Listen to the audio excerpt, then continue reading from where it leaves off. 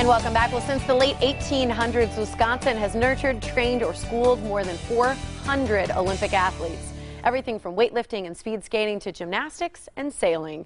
The stories of their journey to the Olympics are personal. They're stories of sacrifice, joy, pain, and in many cases, heartbreak. Yeah, those stories are told in a new book by sportscaster Jessie Garcia. It is called Going for Wisconsin Gold, Stories of Our State Olympians. How does she do it all? That's all. Please. She's a teacher, she's a professor, she's an author, she's still involved in sports, and then, yeah, she finds time to write books and raise kids, all that stuff. Pretty impressive. Drags through the day like everybody else. So, yeah. Great to see you. You ladies, too. Thanks for having me. You've been really busy because there are a lot of athletes. Once I started looking more into your book, I was impressed by how many fantastic athletes are from our home state. I was actually amazed myself, and after being a sportscaster for more than 2 decades, I thought I knew a lot about Wisconsin athletes, and then I started researching, and I was like, I never knew that the man who basically invented and pioneered the hurdling technique, Alvin Krenzlein, was our very first Olympian from Wisconsin. We had the first African-American medalist in history, George Pogue from lacrosse.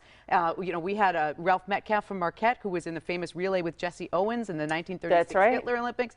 It just went on and on and on. And also a lot of Wisconsinites involved in really controversial Olympic moments throughout the years. So that's all detailed in the book, too. So I was fascinated by what I was learning. Yeah. Did you find any tips or tidbits on how Wisconsin kind of ranks against other states in terms of how many Olympic athletes? Because just hearing that we've had over 400 Olympic athletes, I thought was really impressive. We are really high up there. We're not as high as a New York or California or some of these bigger states, but they say we punch above our weight, which we really do. And actually after this year's Olympics, we're up closer to 450 now with the total, because we have 25 athletes in this year's Olympics and a couple of alternates. So we just keep adding on, and it's amazing how many connections there are. Yeah, we're going to go through a list, and we have photographs too, which is super fun for you to give us some tidbits on some of the most interesting and surprising stories. Did you interview Susie Favor Hamilton as part of your book? Because a lot of, in terms of controversy, a lot of people are familiar with her story of running.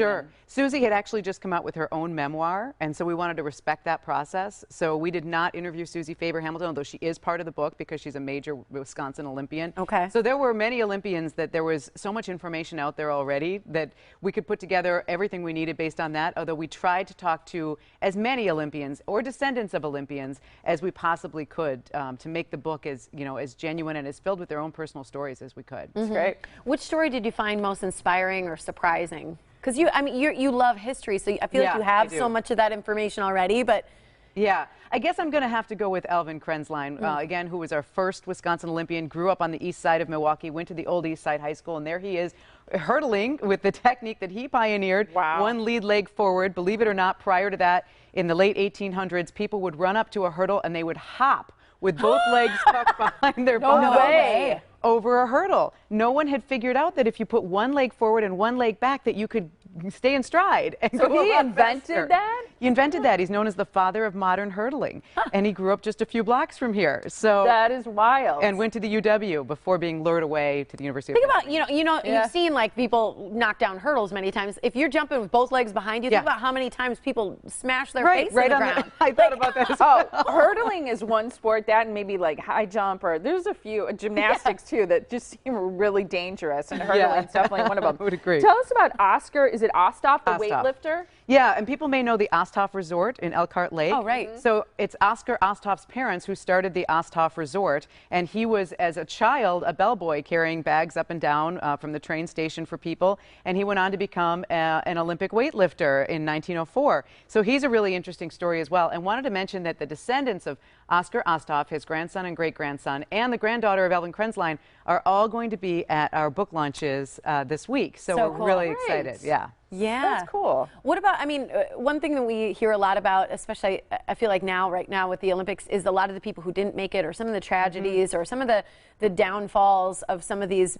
great athletes. For you, like, do you focus on any of those tragedies or downfalls as well as the successes? I think that's a really interesting question because, we decided early on it was not going to be a everybody wins a gold medal, you rah-rah kind of book. We win and we lose, and that's life, and sometimes things happen, and I wanted to explore. I was really fascinated by what happens if your race doesn't go the way you want it to go. or even if it does go the way you want it to go, how did everything fall together in that moment? And so, you know, I think you're going to come away from this book filled with so many tidbits about what it actually takes to be an Olympian. And there are some real life issues in this too. This is a book that is meant for adults to read. So there's talk of stress, anxiety, depression, all sorts of things. I wonder that the mentality that, you know, how Olympic athletes view those downfalls or failures, I guess, per se, and if they see them as positive opportunities to train harder, or if they really take them down. Well, and I was really interested in what happens once the spotlight goes off as well, because you don't hear enough about that. So most Olympians are not going to be on the covers of Wheaties boxes unless they're just superstars like Michael Phelps. So what happens then? You know, what is life like? And so each chapter sort of is in 3 parts: their childhood, how did they get there, you know, the meat of the competition, the moment, and then the aftermath. You know, what did they do, what became of them, and how did that feel? Love that. Yeah, like we showed a picture of Paul Hamm and his brother Morgan. And so I think the disappointment, Dan Jansen went through a lot before he got achieved success. But you think about those stories too, I think are some of the most fascinating. Absolutely. And I'll give Dan Jansen as another example. People may know the basics of his story, that his sister unfortunately passed away and that he slipped. And but that's sort of the outside of the apple, and I really wanted to dig into the apple and find out, well, first of all, who was Jane, his sister? You know, what was their relationship like? And, you know, so Dan sat down with me for 2-3 hours at the Pettit Center, and we talked through every aspect of his, you know, upbringing and the medals and everything that happened afterwards, too. Fascinating. Great. People can meet you for your book signing and your talk. It's going for Wisconsin Gold Book Talks coming up. 2 of them right here locally coming up. WisconsinHistory.org is the website. Thursday at the Pewaukee Public Library, and Bonnie Blair will be there, correct? Yes, she will. So she'll be there for that. That's at 6:30 on Thursday, August 4th, and August 10th, Wednesday at 6:30. You'll be at the Shorewood Public Library as well. So again, WisconsinHistory.org is the website to find out more about Jessie's book, Going for the Wisconsin Gold. Thanks for being here. Yeah, and our producer just reminded me, if people are close to Madison, you have one this Thursday, right? Tomorrow night. Tomorrow. I'm sorry. Tuesday so night. Tuesday night at 7 p.m. and that's at the Madison Public Library. Yep, and that's our first big kickoff event. But great programs at all 3 of these. You know, we'll have Olympians. It's going to be so much fun. Yeah. Thanks for being here, Jessie. Thanks yeah, for joining thank you us. guys. We appreciate your time. Get me excited. Yeah.